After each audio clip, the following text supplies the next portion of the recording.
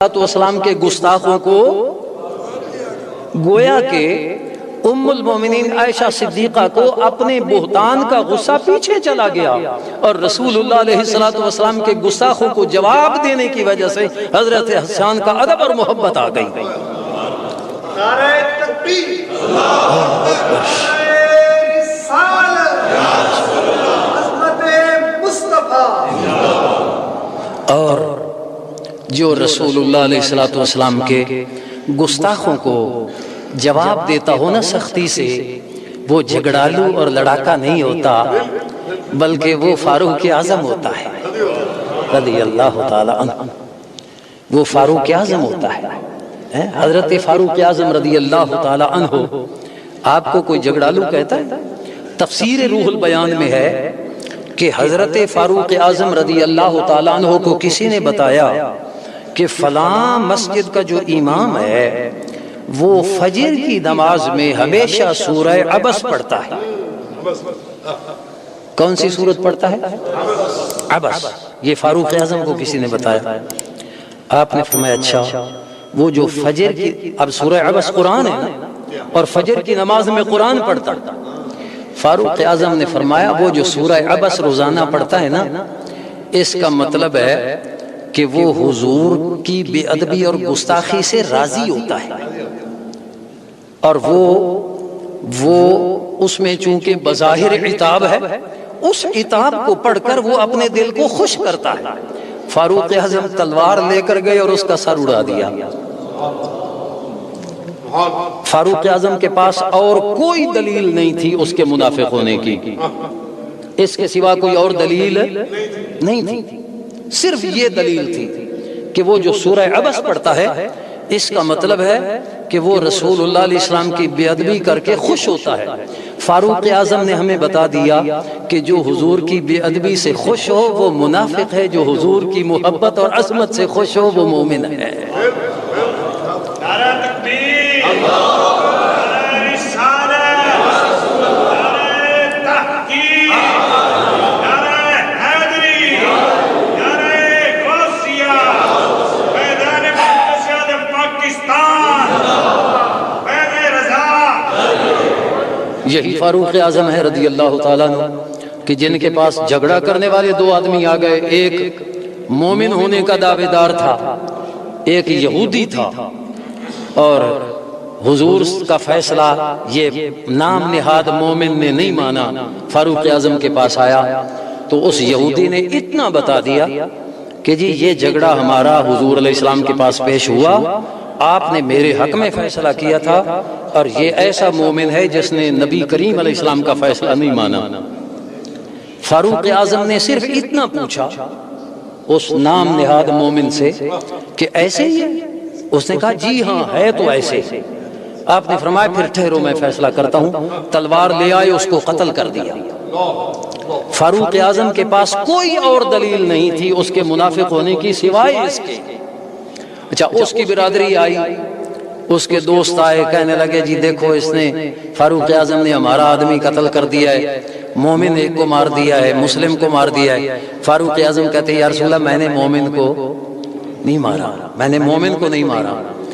تو اللہ تعالیٰ نے آیہ مبارکہ نازل فرمائی فلا وربک لا یؤمنون حتی یحکموک فیما شجر بینہم۔ محبوب تیرے رب کی قسم جو تیرا فیصلہ نہ مانے وہ مومن نہیں۔ فاروق کا معنی کیا؟ فرق کرنے والا۔ مومن اور منافق کا فرق تو فاروق اعظم نے بتا دیا۔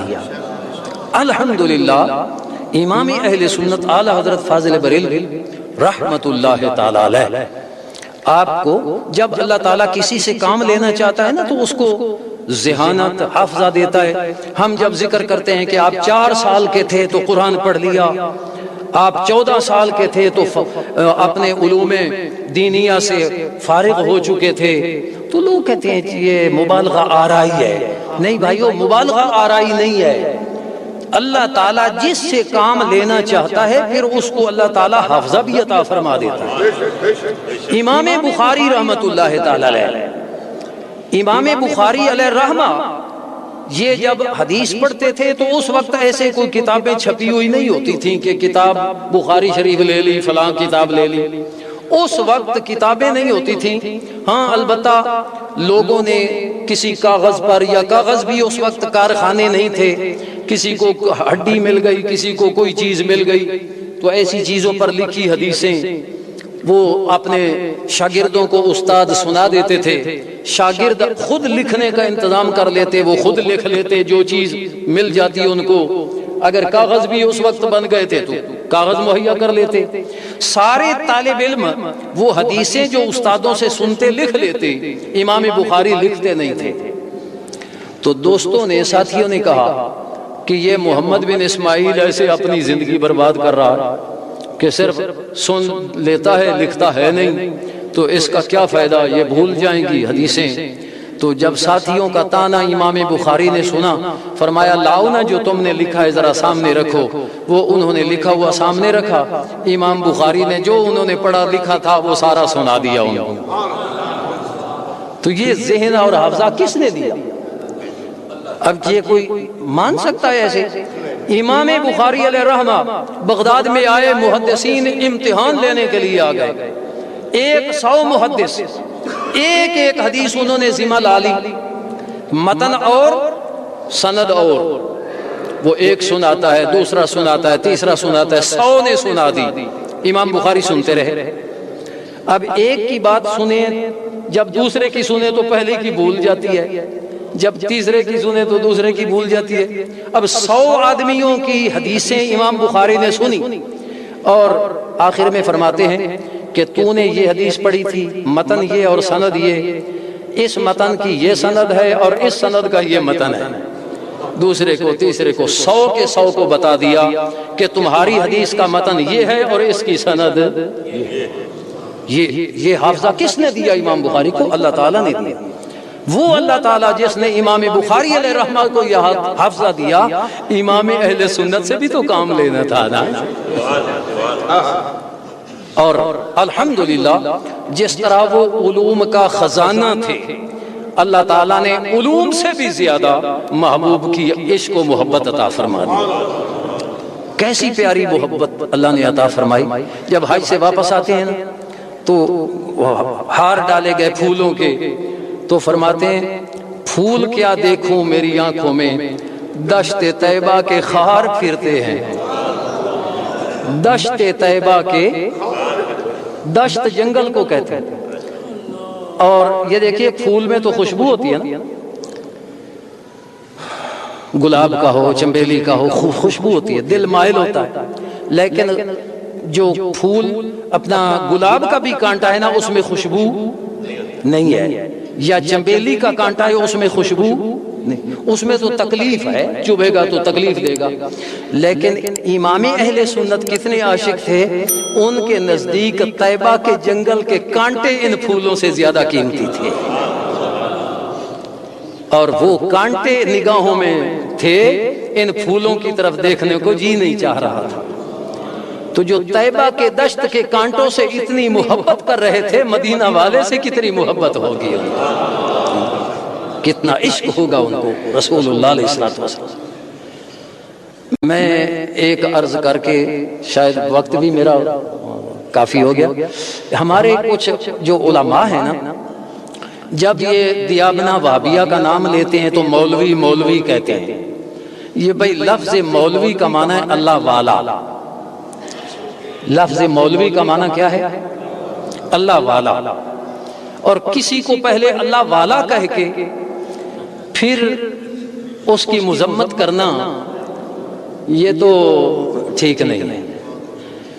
نجدی وہابی وہ عالم تو ہو سکتے ہیں لیکن مولوی نہیں ہو سکتے۔ مولوی تو ہر مولوی وہ ہے جو رسول اللہ کا غلام ہے، وہ عالم ہو یا نہ ہو۔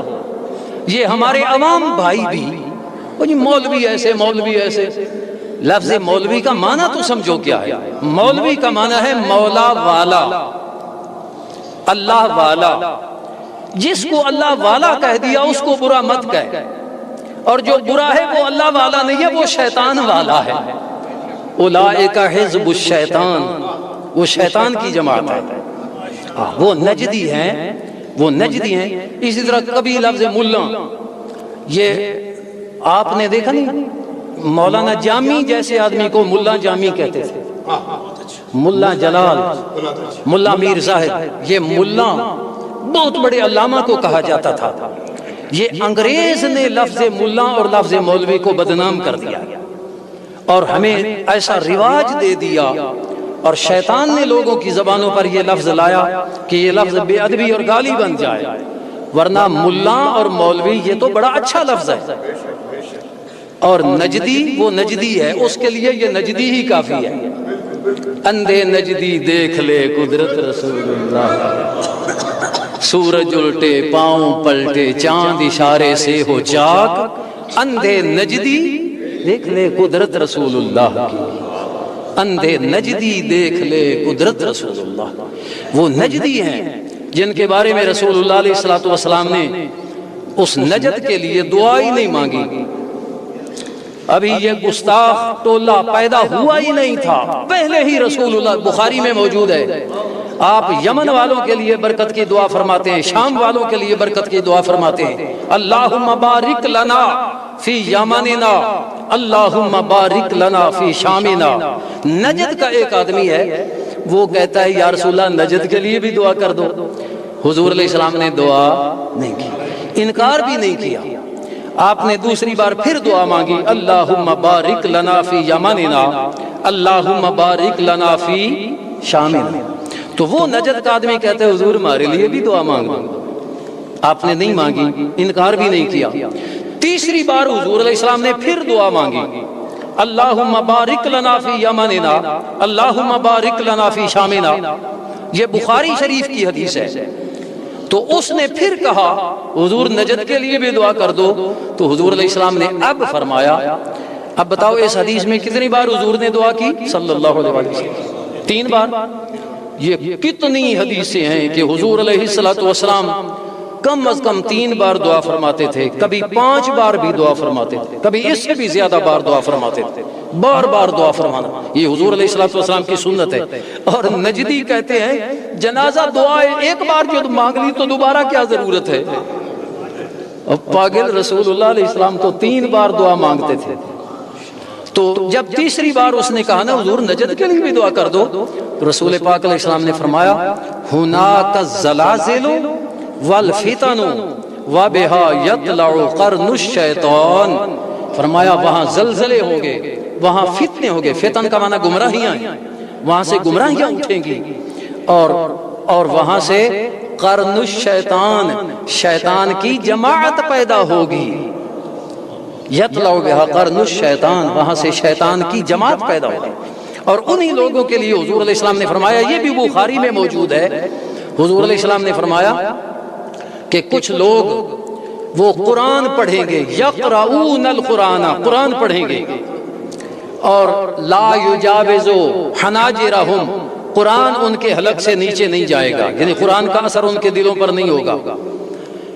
یحقر احدکم صلاتہ مع صلاتہم، فرمایا تم اپنی نماز کو ان کی نماز کے سامنے حقیر جانو گے، اور تم اپنے روزے کو ان کے روزے کے سامنے حقیر جانو گے۔ معلوم ہوا وہ اچھی طرح قرآن بھی پڑھیں گے، نمازی بھی بڑے اچھے ہوں گے، روزے دار بھی بڑے اچھے ہوں گے۔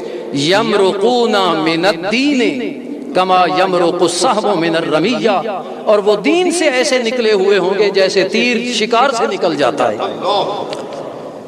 تو قرآن پڑھنا دین نہیں، نماز پڑھنا دین نہیں، روزہ رکھنا دین نہیں، حضور کس کو دین فرما رہے ہیں وہ بھی میں سناتا ہوں۔ یمرقون، فرمایا وہ قرآن پڑھیں گے، نمازیں پڑھیں گے، روزے رکھیں گے، لیکن دین کے ساتھ ان کا تعلق، دین سے وہ نکلے ہوئے ہوں گے۔ لا یمرقون من الدین کما یمرق السہم من الرمیہ، اور سرکار دو عالم علیہ السلام نے فرمایا دین سے ان کا کوئی تعلق نہیں ہوگا۔ اب وہ دین کیا ہے؟ آئیے،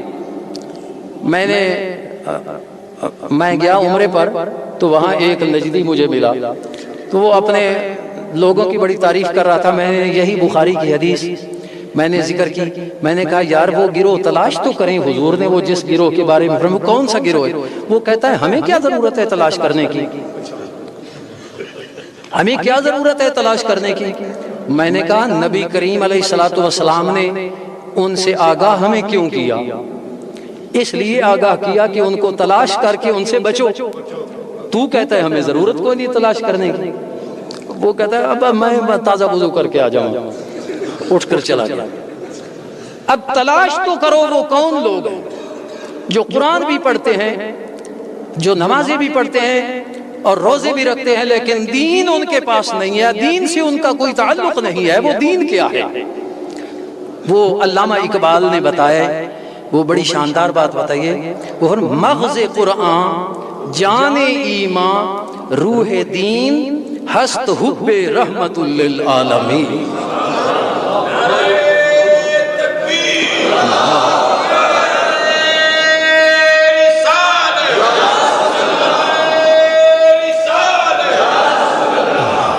یہ رسول اللہ علیہ السلام کی محبت ہی دین ہے، حضور کی محبت ہی ایمان۔ لا یؤمن احدکم حتی اکون احب الیہ من والدہ وولدہ والناس اجمعین۔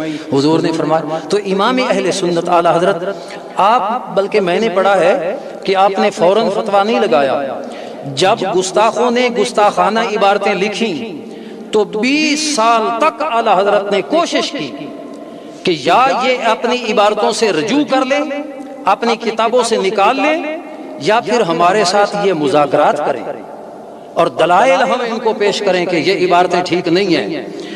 20 سال تک آپ نے مسلسل خطوط بھیجے، وفود بھیجے، اور جب دیکھا کہ وہ لوگ قریب آنے والے نہیں ہیں بلکہ تعویل در تعویل کر رہے ہیں، پھنستے در پھنستے جا رہے ہیں، امام اہل سنت نے جب دیکھا کہ یہ لوگ تو غیر مسلموں کے اعلی کار ہیں، تو آپ نے ایک آخری خط بھیجا 20 سال کے بعد، فرمایا کہ اب کوئی عذر مسموع نہیں ہوگا۔ پھر اعلی حضرت نے اکیلے فتویٰ نہیں لگایا بلکہ عرب و عجم کے تمام علماء سے رائے لے کر پھر فتویٰ لکھا۔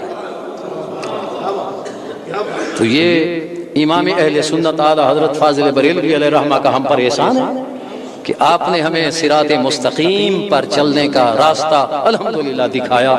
اللہ تعالی ہمیں انہی کے نقش قدم پہ چلنے کی توفیق عطا فرمائے۔ وآخر دعوانا ان الحمدللہ۔